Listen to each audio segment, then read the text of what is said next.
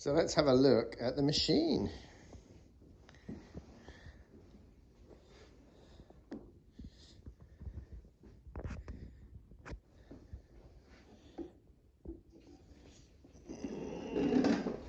Oh, that's quite heavy. Oh, that's an interesting mechanism. Wow, that is beautiful.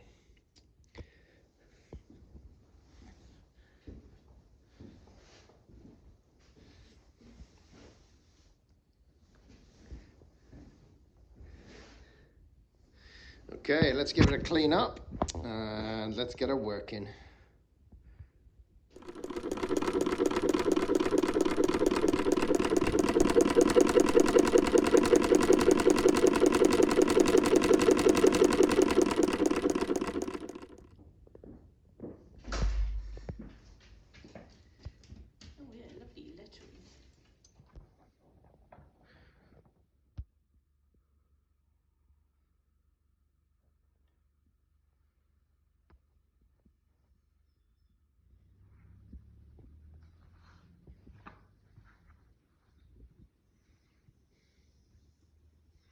Well, this is just a lovely machine.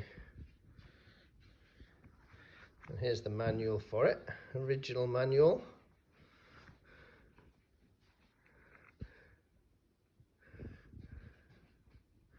Written in a lovely Gothic script.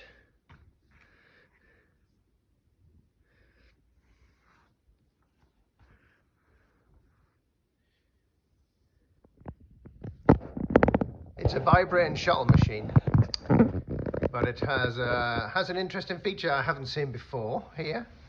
So this is us looking into the end plate, and if I turn the wheel, then you can see that's pretty normal. So it goes down, it has a little double dip at the bottom to form the loop, and you can see the take-up lever there, and again it has a lovely groove in it, sort of cut for catching the thread.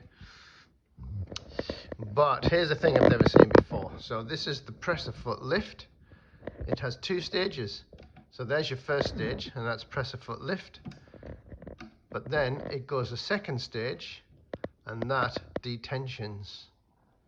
So you can see that little plate in the front. So that's the tensioner plate. And when we do the second position on the foot lift, it has an automatic tension release function. So two position foot lift.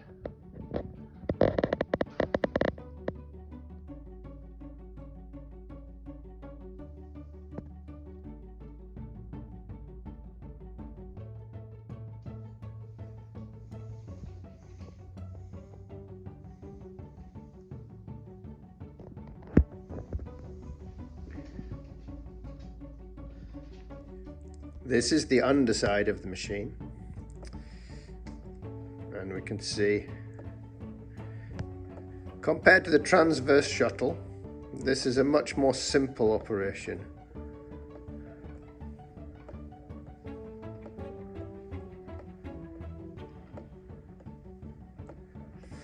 And it's a single cam doing the feed dogs, so it's doing the lift and the drive with a spring return.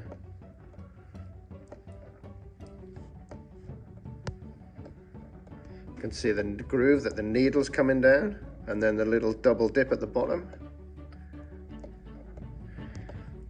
And then this shaft up here is the stitch length adjustment.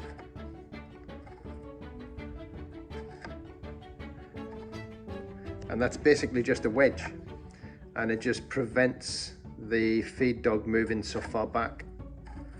So very simple, but very effective. And here it has this lovely, it's kind of like a floating sphere in between those two plates,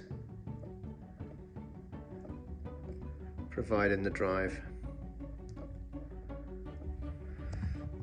Very lovely machine. Very nicely made. When we take off this back cover, it gives us access to these linkages in here. And we can see we've got a crank on the top, on the main shaft. And then on the bottom we have this interesting pivot. If you can see in there, there's a secondary shaft inside, which the main shaft pivots around. If I can get a bit more light in there, maybe you'll see. And that provides the motion for the drive down below.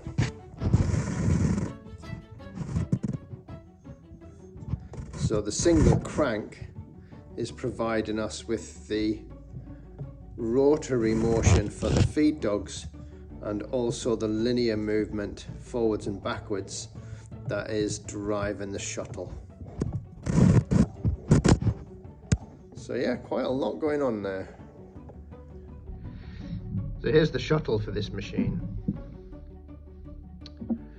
And the bobbin, it's one of these bobbins that has the hole in the middle, and there's a little pin on there that it sits on. So there's a couple of places on this machine that I think they made a mistake in the design.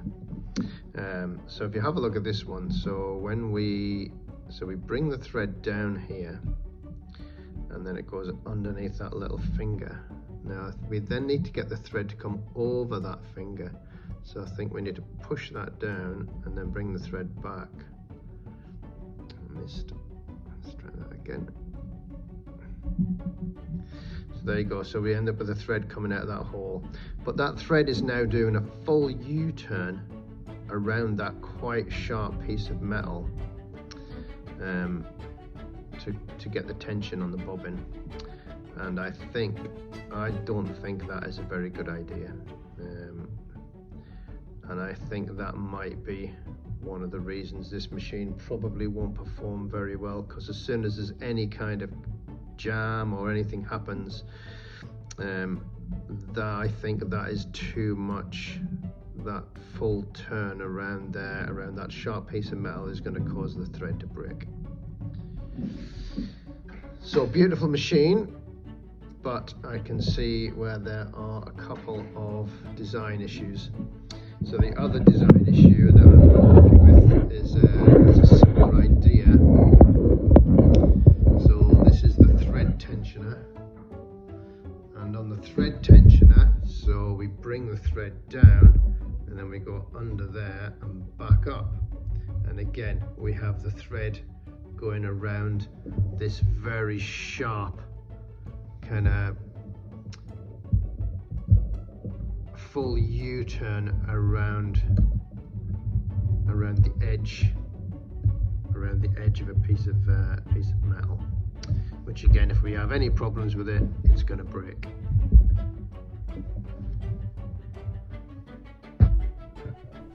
Okay, so we're going to wind the bobbin. So for the bobbin, we're going to go with a nice blue. There you go. Pop that on there. Now this is our bobbin, and you can see it has a hole through the middle, has a hole there which is the locating drive pin, and it's clean on the other end. So what we need is thread from the spool. I'm going to take 2 turns around that so that it's not going to flip off. What we need to do is jam it underneath the bobbin at this point here. So we'll just sit it there, we'll get the bobbin onto its pin and push that into position, and then we'll pull the other end there. So that's it now on, and we'll just, so this has now put this into position. So this is now engaged against the hand wheel.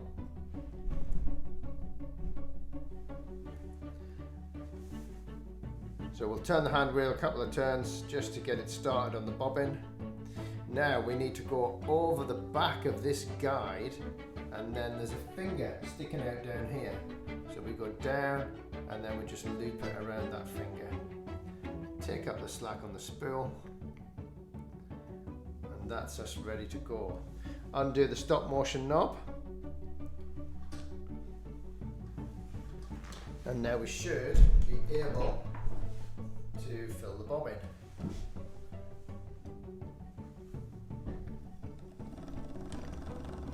Oh, put the guide on.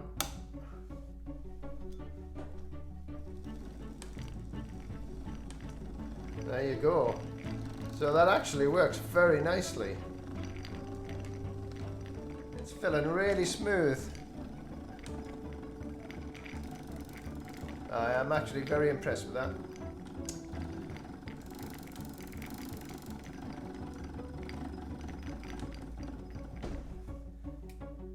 Cut the thread.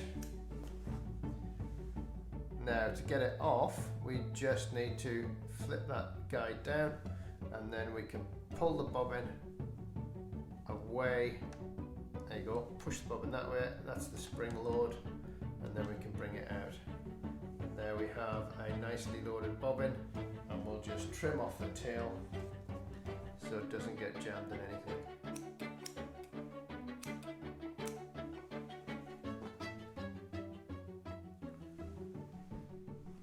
Loading the shuttle. So I think we're going to try with the thread coming off the side towards us. Oops. And heading off to the right. We're going to drop it onto the pin. Slide that down. Grip it with my finger so it doesn't turn, and then bring it back up. And we need to push that spring down so that we get the thread over that little tongue. There you go. And now the thread is engaged under the spring there. We have a little bit of tension on there. I think actually I want a bit more tension than that. So to get a little bit more tension, we'll go a quarter turn on there.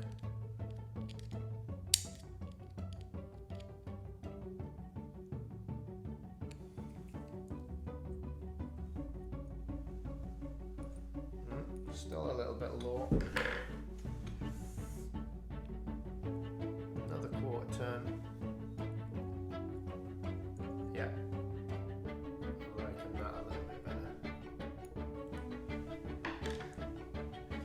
And then to put that in, so it just drops in. If you've used a Singer 28 or any other vibrating shuttle machine, just trim off that thread. Drops in the same way, so drop it in nose first. It has a little locating lug there, and then we can just leave the thread line on the deck, on the bed, sorry, and then we won't close that all the way over, we'll leave a small gap there. And that is the bobbin loaded. For the needle, I've got this lovely peach. Gives good contrast to the blue, but it's still visible. So we're going to pop that on there. Then we go a full 360 around that pin down here, and then this is the tension device. So we want to go through that gap and then back up, and we need to pull it to make sure it goes underneath the plate. And we can check that by dropping the first stage. And yeah, the thread is now held. Now over the top of the take-up arm, down. We've got a thread guide here on the end plate. We then have a pigtail on the needle guide, on the needle bar. And then into the needle, left to right. There we go. The needle is a standard 15 by 1, also known as universal or HA1. And then we will bring up the bottom thread. There it is.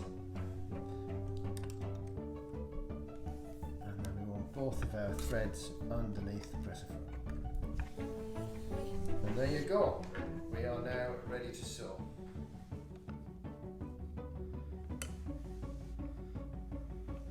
So it might take a little bit to get the tension dialed in on this machine.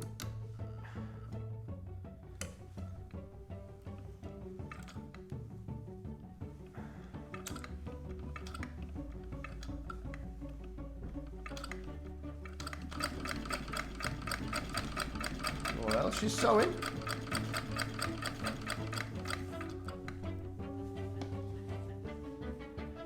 Well, there you go, look at that. Tension is actually fine. So after I did an initial test sew, and it struggled a little bit with tension.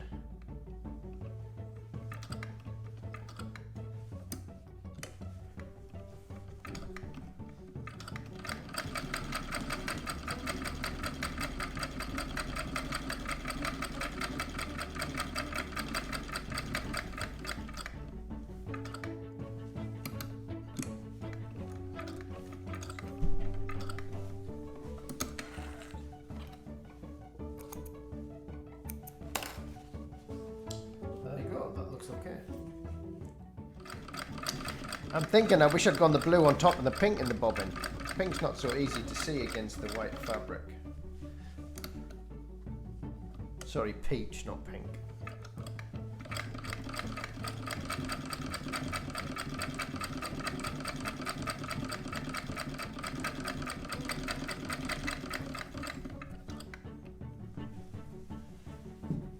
Well, there you go. That sews very nicely. It has a very primitive tensioner system, literally just this plate which squeezes against the plate underneath it when you tighten up this screw. There's no check spring, but it seems to work well enough. I can't complain about that. That is very, very nice. So there you go. This is a Raymond, made in Canada. Date, it would have to say either late 1800s or early 1900s. There is no evidence of a date on it.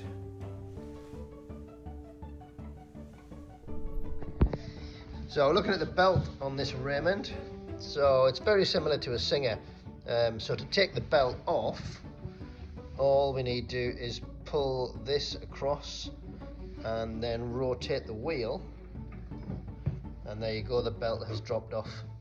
So now what we could do is drop the machine down, and dropping this machine down, lift it, and this top section, this back section comes up, and then the machine can drop underneath.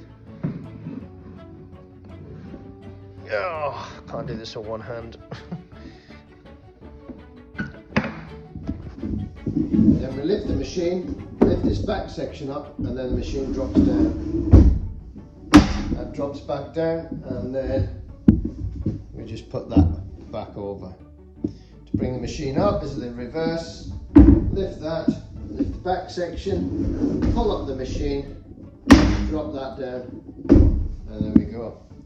But if we want to actually work on underneath the machine lifts up on its own hinges, and it has a catch here.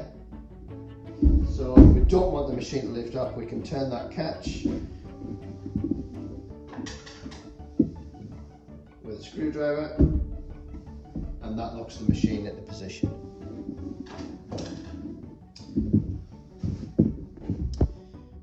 To put the belt on, we make sure this is in position, and as we turn the wheel, there's a small, looks like a staple stuck to the side of it. We want to make sure that we catch the belt with that, and then as we turn the wheel,